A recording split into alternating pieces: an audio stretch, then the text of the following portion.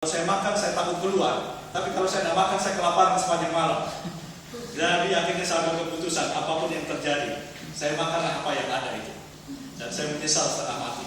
Mengapa baru sekarang saya makan? Rupanya bodoh kali aku selama ini, ya, mengharapkan yang harum. Sejak saat itu tidak ada yang harum, sikat semua, ya, aja. Tapi itulah ya. Kata-katanya mulut orang Kristen, orang percaya tidak lagi dipakai untuk memuji, tetapi justru memaki, ya kan? Memuji, memaki, malah mengutuk lagi. Ya, minggu yang lalu di Facebook dan di email, di Milis, ramai sekali membicarakan seorang pendeta di Jakarta. Karena pendeta ini menurut Milis yang tersebar ini, pendeta ini suka mengutuk di atas mimbar. Kalau kalian jelek-jelekin saya, awas lu nanti tabrak mobil. Awas lu nanti ini. Tidak lagi dipakai untuk memuji, tapi mengutuk. Ya kan? Memaki. Inilah pujian sudah hilang dari antara orang yang percaya. Ya, tapi justru maki-makian. Kalau marah, wah keluarlah yang jelek-jelek kan, yang buruk-buruk. Daud memaksa dirinya, memaksa jiwanya. Pujilah Tuhan dari jiwaku. Jangan diam. Jangan puji yang lain. Pujilah Tuhan. Jangan kau gunakan mulut untuk yang lain, tapi pujilah Tuhan. Jangan kau simpan kebaikan Tuhan, tapi pujilah Dia. Ini luar biasa. Ya, ini ada cerita sedikit dari kampungnya Pak Teo dari NTT. Nah, sebenarnya dari Batak juga ada sih, tapi cerita NTT aja. Karena sekarang saya ada di Medan kan, dan cerita orang Medan nanti saya disuruh pulang. Ada bapak muda, tukang mabuk ini. Tiap malam kerjanya mabuk. Istrinya udah kesal sekali. Tiap malam mabuk. Istrinya udah kesal. Pada suatu malam, suaminya mabuk lagi. Waktu dia mabuk, istrinya udah kesal, dia tutup pintu rumah, tidak mau buka.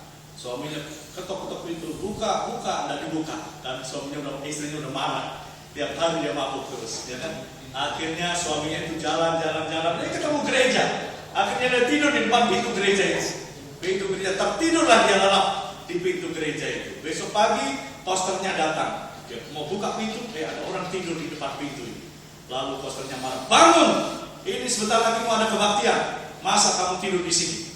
Lalu orang yang mabuk ini, bapak muda Kristen yang mabuk ini, dia buka mata, dia lihat posternya. Lalu dia bilang begini, tidak bolehkah aku berada di rumah bapakku? Orang mabuk Kristen bahasanya rohani ya. Dia lihat posternya, dia bilang, tidak bolehkah aku berada di rumah bapakku?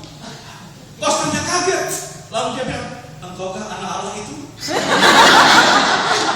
Posternya tidak mau kalah juga kan? Engkaukah anak Allah itu? Lalu yang mabuk bilang, engkau sendiri mengatakannya. Oh sialan, tendang. Panggil polisi, ditangkaplah dia. Waktu ditangkap, si mabuk pun masih bilang, ini saatnya anak manusia diserahkan. Mabuk, tapi bahasa rohani juga ya. Itu ada bagusnya ya. Daripada sadar tapi maki-maki. Ya, lebih baik mabuk, tapi bahasanya rohani. Oh lebih baik mana? Lebih baik mabuk baik. Enggak ada yang baik. Ya. Nah, kadang-kadang orang sadar, tetapi yang keluar maki-makian, bukan pujian. Bapak Ibu Saudara, marilah kita lanjutkan budaya pujian, ya kan? Budaya pujian. Coba bapak-bapak bereksperimen, puji istrinya 3 kali sehari. Pagi 1 kali, siang 1 kali, malam 1 kali. Besok penampilannya beda.